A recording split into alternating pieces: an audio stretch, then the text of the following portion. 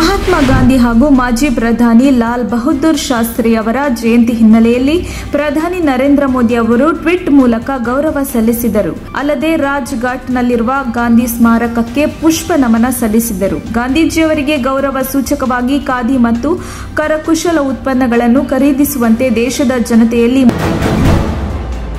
ಇಂಡೋನೇಷ್ಯಾದ ಜಕಾರ್ತದಲ್ಲಿ ಶನಿವಾರ ತಡರಾತ್ರಿ ಫುಟ್ಬಾಲ್ ಪಂದ್ಯಾಟದ ವೇಳೆ ಹಿಂಸಾಚಾರ ನಡೆದಿದ್ದು, ಇಬ್ಬರು ಪೊಲೀಸರು ಸೇರಿ 129 ಮಂದಿ ಮೃತಪಟ್ಟಿರುವುದು ವರದಿಯಾಗಿದೆ. 180 ಜನರು ಗಾಯಗೊಂಡಿದ್ದು ಅವರನ್ನು ಆಸ್ಪತ್ರೆಗೆ ರವಾನಿಸಲಾಗಿದೆ. ಪೂರ್ವ ಜಾವದ ಮಲಂಗ್ ನಲ್ಲಿ ನಡೆದ ಪಂದ್ಯದಲ್ಲಿ ಎದುರಾಳಿ ಜಯಭೇರಿ ಬಾರಿಸಿದ್ದು, ಇದರಿಂದ ರೊಚ್ಚಿಗೆದ್ದ ಅಭಿಮಾನಿಗಳು ಮೈದಾನಕ್ಕೆ ಇಳಿದು ದಾಂಧಲೆ ನಡೆಸಿದ್ದು, ಈ ಬಗ್ಗೆ ಡಿಸ್ಕ್ಲೋಸ್ ಎಂಬ ವಾಹಿನಿ ಟ್ವೀಟ್ ಮಾಡಿದೆ.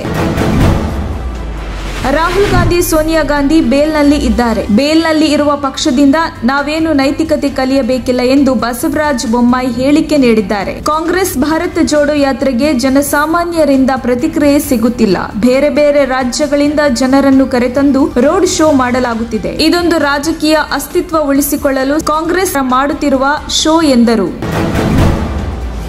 ರಾಹುಲ್ ಗಾಂಧಿ, ಸೋನಿಯಾ ಗಾಂಧಿ ಬೇಲ್ನಲ್ಲಿ ಇದ್ದಾರೆ. ಬೇಲ್ನಲ್ಲಿ ಇರುವ ಪಕ್ಷದಿಂದ ನಾವೇನು ನೈತಿಕತೆ ಕಲಿಯಬೇಕಿಲ್ಲ ಎಂಬ ಬಸವರಾಜ ಬೊಮ್ಮಾಯಿ ಹೇಳಿಕೆಗೆ ಪ್ರತಿಕ್ರಿಯೆ ನೀಡಿದ ಪ್ರತಿಪಕ್ಷ ನಾಯಕ ಸಿದ್ದರಾಮಯ್ಯ, ಯಡಿಯೂರಪ್ಪ ಬೇಲ್ ಮೇಲಿಲ್ವಾ, ಸೋಮಣ್ಣ ಬೇಲ್ ಮೇಲಿಲ್ವಾ, ಅಶೋಕ್ ಅಷ್ಟೇ ತೆಗೆದುಕೊಂಡಿಲ್ವಾ, ಅವರ ಅಧ್ಯಕ್ಷ ಶಾನೆ ಜೈಲಿಗೆ ಹೋಗಿದ್ರಲ್ಲಪ್ಪ, ಈಗ ಹೋಮ್ ಮಿನಿಸ್ಟರ್ ಆಗಿಲ್ವಾ, ಅವರ ತಟ್ಟೆಯಲ್ಲಿ ಹೆಗ್ಗಣ ಬಿದ್ದಿದೆ, ನಮ್ ತಟ್ಟೆಯಲ್ಲಿ ನೊಣ ಬಿದ್ದಿದೆ ಅಂತಾರಲ್ಲ, ಇವರಿಗೆ ನಾಚಿಕೆ ಮಾನ ಮರ್ಯಾದೆ ಇಲ್ವಾ ಎಂದು ಪ್ರಶ್ನಿಸಿದ್ದಾರೆ.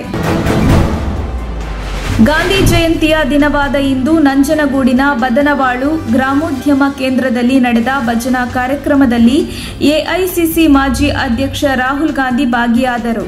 ಮಹಾತ್ಮ ಗಾಂಧೀಜಿ ಪುತ್ಥಳಿಗೆ ಮಾಲಾರ್ಪಣೆ ಮಾಡಿ ಗೌರವಾರ್ಪಣೆ ಮಾಡಿದರು.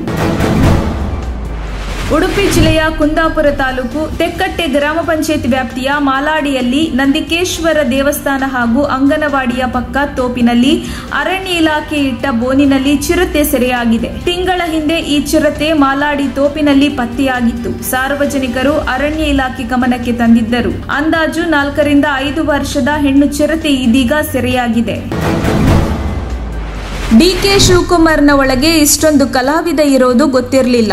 ಡಿಕೆ ಶಿವಕುಮಾರ್ ನಟನಾಗಿದ್ರೆ ಅವರಿಗೆ ಆಸ್ಕರ್ ಅವಾರ್ಡ್ ಸಿಗಬಹುದು.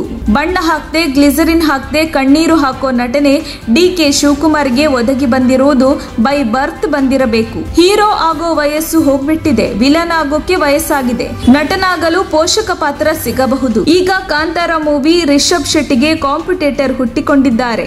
ಇನ್ನು ಆಸ್ಕರ್ ಅವಾರ್ಡ್ ಏನಿದ್ರು ಡಿಕೆ ಶಿವಕುಮಾರ್ಗೆ ಎಂದು ಸಿಟಿ ರವಿ ಚಿಕ್ಕಮಗಳೂರಿನಲ್ಲಿ ಪ್ರತಿಕ್ರಿಯೆ ನೀಡಿದರು.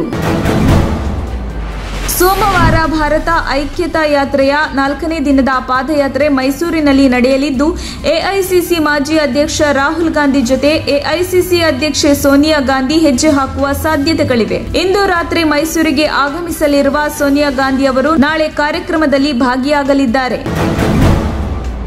5G ಸೇವೆಯನ್ನು ಅದಾನಿ ಕಂಪನಿ ಘೋಷಣೆ ಮಾಡಿದ್ದು, ಸಿಲಿಕಾನ್ ಸಿಟಿ ಬೆಂಗಳೂರನ್ನು ಜಿಯೋ ಸಂಸ್ಥೆ ಹೊರಗಿಟ್ಟಿದೆ. ದೀಪಾವಳಿ ಹಬ್ಬದ ವೇಳೆಗೆ ಜಿಯೋ ಸಂಸ್ಥೆ ಮೆಟ್ರೋ ನಗರಗಳಿಗೆ ವಿಶ್ವದ ಅತಿ ವೇಗದ 5G ಅನ್ನು ಪರಿಚಯಿಸಲಿದೆ. ಆದರೆ ಮೊದಲನೇ ಘೋಷಣೆಯಲ್ಲಿ ರಿಲಯನ್ಸ್ ಸಮೂಹ ಸಂಸ್ಥೆ ಬೆಂಗಳೂರು ಮತ್ತು ಹೈದರಾಬಾದ್ ಅನ್ನು ತನ್ನ ಪಟ್ಟಿಯಲ್ಲಿ ಸೇರಿಸಿಕೊಂಡಿತ್ತು. ಆದರೆ ಈಗ ಬೆಂಗಳೂರು ಮತ್ತು ಹೈದರಾಬಾದ್ ಪಟ್ಟಿಯಿಂದ ಹೊರಗುಳಿದಿದೆ.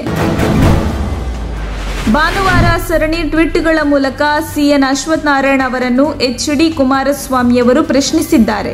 ಅಭಿವೃದ್ಧಿ ಕೆಲಸ ಎಂದರೇನು? ಸಿಎನ್ ಅಶ್ವಥ್ ನಾರಾಯಣ ಅವರೇ, ವಾಮಮಾರ್ಗ ಎಂದರೆ ಯಾವುದು? ಇವೆರಡರಲ್ಲೂ ತಮಗೆ ಒಳ್ಳೆ ಅನುಭವ ಇದೆ. ಅಧಿಕಾರಿಗಳನ್ನು ಬುಟ್ಟಿಗೆ ಹಾಕಿಕೊಂಡು ಕಳ್ಳ ಮಾರ್ಗದಲ್ಲಿ ಕಾಮಗಾರಿಗೆ ಶಂಕುಸ್ಥಾಪನೆ ಮಾಡಲು ಹೊರಟಿದ್ದು, ಕ್ಷೇತ್ರದ ಶಾಸಕರನ್ನೇ ಕತ್ತಲೆಯಲ್ಲಿ ಇಟ್ಟಿದ್ದನ್ನು ಏನೆಂದು ಕರೆಯಬೇಕು? ಇದೇನಾ ನೀವು ಹೇಳುವ ರಾಜಮಾರ್ಗ ಎಂದು ಟ್ವೀಟ್ಗಳ ಮೇಲೆ ಟ್ವೀಟ್ ಮಾಡಿದೆ.